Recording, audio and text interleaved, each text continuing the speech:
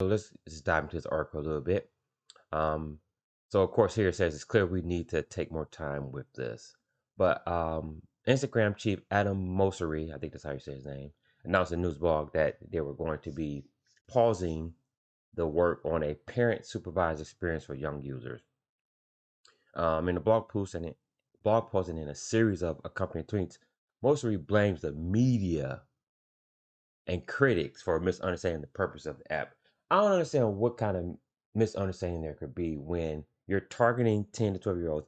Most most parents probably do not want their 10 to 12-year-olds utilizing some form of social media without an adult supervision. I mean, they did say that they would have adult supervision in there, but you know how it will go. Kids are on their phones, they're doing their own thing. Parents are not necessarily watching the kids 24/7.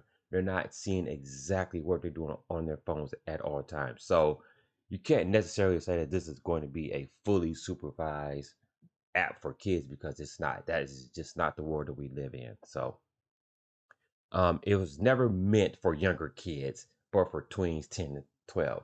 I mean, 10 to 12 is still pretty young for them to say it's not meant for younger kids. No, Adam, that's still terrible. Separate tweet, he asked that the new project leaked way before we knew that it would be, way before we knew what it would be. People feared the worst, and we had a few answers at that stage. It's clear we need more time on this. Yeah, of course you need more time on this, but again, them pausing it does not necessarily mean that they're stopping it. We know that they're going to come back again. They're going to make some tweaks, try to make it seem more appealing to adults, but again, it's still Facebook, Instagram, kids. I don't like that combination. Also, it's also been a pretty rough week for Facebook. The Wall Street Journal published a series of damning reports on Facebook last week. They calling this like the Facebook files, where there were some internal documents that came out on Facebook that showed, things like they had studies on teen mental health.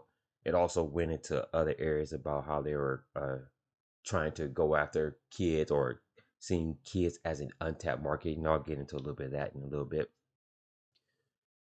Also here, the one of these stories included was revealing on how Instagram's own internal research suggested that the app made body issues worse for teenage girls. And we know how teenage girls are, how fickle they are, how body conscious they are, because they look at people on Instagram, they look at what's in the magazines and they think that that's how they're supposed to look. And teens are very, I want to say, insecure about how they look, and for them to actually begin making an app targeting 10 to 12-year-olds, tweens before they even get to that age group, knowing that this is going to spur those same thoughts in those 10 to 12-year-olds. So again, all around, it is a bad look for Facebook and a bad look for Instagram. What else here? Facebook says these reports were mischaracterized the company studies, but it has so far refused to release its data firsthand for critics and supporters alike to analyze. Um, Down here, this is the a message that he put out on Instagram. I'm not going to play it here, and he's trying to sugarcoat his decision or whatever. And at the end, he says, "Peace out." Like, come on, guy, you're not cool. You're. Let me just say this: Facebook is a predator because they're going after young kids. And I'm gonna give you another article that's going to show why I said Facebook is a predator. Um, Again, they pause on it, but we'll see. We know that they're going to come back. Again, this was the Wall Street Journal here, the Facebook files. They did a good job of breaking down a lot of the documents, include research reports, online employee discussions, and drafts of presentations to senior management. So if you have the time, I suggest go through this, read through it, skim through it, just to get a good idea of actually what was in some of the stuff. So again, let's go. I'm gonna just give you highlights. Facebook says its rules apply to all company documents with a secret elite that's exempt. So basically, what this talks about is that Facebook is supposed to have the same set of rules that apply to everybody, including the elite people with millions of followers, down to the low level person, probably like you and I, only has a couple of followers. Facebook is supposed to have the same set of rules, but clearly in these documents, in this dump here, it shows that the elite people are able to skirt those rules and able to get away with more things than the average person is able to. So again, Facebook rules does not apply to all. I mean, these documents do show that. Number two, Facebook knows Instagram is toxic to many teen girls. Company document shows. You know, I already touched on that. Just very quickly, again, for Facebook and Instagram to be going after the tweens, again, it's concerning because I know many of you probably have used Instagram. And there's a section on Instagram what I like to characterize as an advertisement for OnlyFans. If you don't know what OnlyFans is, then you need to check it out. But I know many of you do know what it is. Again, there's a section on Instagram where you can see a lot of these people posting, modeling, advertising for their OnlyFans account. So again, how would you stop 10 to 12-year-olds from seeing that type of content and being exposed to that? Number three here, Facebook tried to make its platform healthier place. It got angrier instead. Yeah, and there's also another study or report or article came out that showed that Facebook knows or knew how it would tailor content to you that is more divisive, sorry. So it would fill up your wall or your timeline with stuff that was actually making people angrier and more divisive. So Facebook is again guilty of doing that. Facebook employees flag drug cartels and human traffickers. The company's response is weak. Documents show. Face how Facebook hobbled Mark Zuckerberg's big to get America vaccinated. You know, Facebook is a big push behind that. Facebook's effort to attract preteens goes beyond Instagram kids, documents show. And there's some more here. Facebook documents about Instagram and teens published. It shows Sandberg's power shrinking. 10 years of Facebook's data offers clues. Yeah, so if you have a time, just go through this. Just read that. It's very interesting. Next here, again, Facebook acknowledges Instagram's damage to teens' mental health, but says that there is good stuff in there. So again, Facebook is preying on teens. They know what their app is doing, and they pretty much have not. They don't have a good track record of trying to mitigate that. And for them to again go after 10 to 12-year-olds is something that does not sit well with a lot of people. Again, they published this in a blog post published on the afternoon. Social media giant claimed the article had mischaracterized Facebook research. There's left out important context, suggesting that Instagram is toxic for teens is simply not backed up by the facts, wrote Facebook researcher. But I mean, if you're a lay person and you're paying attention to what's going on in the world, I think you can see for yourself exactly what's happening with our teenagers today. I'm not going to go more into detail. I've already covered a little bit of that.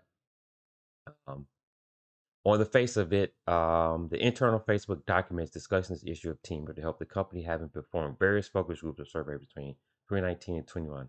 Among the documents cited was a 2019 presentation on Instagram which stated, "We make body image issues worse for 1 in 3 teen girls." So their own documents admitted that 1 in 3 girls, it makes their body images worse for them. So there's no way Facebook can skirt around this. I mean, this is something that is toxic. It is out there, and among the same girls who said they were struggling with their body images, 22% said that using Instagram made them feel better about their body image issues, and 45.5% said that Instagram didn't make it either better or worse. No impact, wrote whoever that person is. Yeah, so yeah, Facebook and Instagram is definitely Facebook, Instagram for kids is something that should not happen, but I don't know how much effort it's going to take to stop that. But they're going to go full steam ahead with it, so it's going to happen. Moving on here, next one here. Leaked Facebook docs depicts kids as untapped wealth. So again, Facebook is going after kids. I think now this is I believe this is kids between 10 and 12 are a vulnerable but sorry, kids between 10 and 12 are valuable but untapped audience, company research shows. So again, Facebook knows that it has an untapped market between that 10 to 12-year-old group, and they're going after them hard. Now, internal documents obtained by the journal now reveal that Facebook formed a special team to study children and ponder ways which they could be monetized. Yes, make money off your kids by throwing ads at them, throwing images at them. Facebook wants your kid. Again, this is why I say Facebook is nothing but a predator. Nothing but a predator. Their own document shows that they're going after your kids. So, parents, you have to be aware of what's going on with this. You have to be aware of what Facebook and Instagram's goals are. And you have to be more diligent, more involved in what's going on with your kids and when they're on their phone and their social media accounts. Have to be actively involved in that. Another document cited by the paper notes that Facebook is struggling with global teen penetration and warns that acquisition of teen users appear to be slowing down. Internally, Facebook expects its teenage audience to plummet by an additional 45% by 2023, according to the journal. So I guess that's a good thing that they're not having success trying to penetrate teen market, but we know they're going to continue to go after that market. We know that their documents show that they want to go after that market group. So they're going to continue to predator like go after them. You know, another Facebook document cited by the journal states that children are getting on the internet as young as 6 years old. Imagine a Facebook experience designed for youth, it says. So they're not stopping at 10 to 12-year-olds. They're going after your kid as soon as they hit the internet. Facebook clearly wants to get them. So you gotta watch out for them. Again, this just talks about them pausing their Instagram kids. So Facebook wants your kids. We have to be more diligent and be aware of what's going on with Facebook. So again, parents, I implore you, pay attention to what your kids are doing on their cell phones. Pay attention to what they're doing with their social media accounts. Try not to have them get a social media account before 13, 14 years old. And even then, be actively involved in it. Get their password, look through their posts, understand what's going on. Because your child may be doing everything the right way. It's somebody else's child that doesn't have the same upbringing, that doesn't have the same values or morals that could be influencing your kid. And as great as parents as we try to be the best influence we can on our kids. That's not always the case. The world is a big place. Our kids are doing things. They have their own life. They have their own friends. There are definitely influences beyond our control that are getting to our kids. So just pay attention and be more involved in that.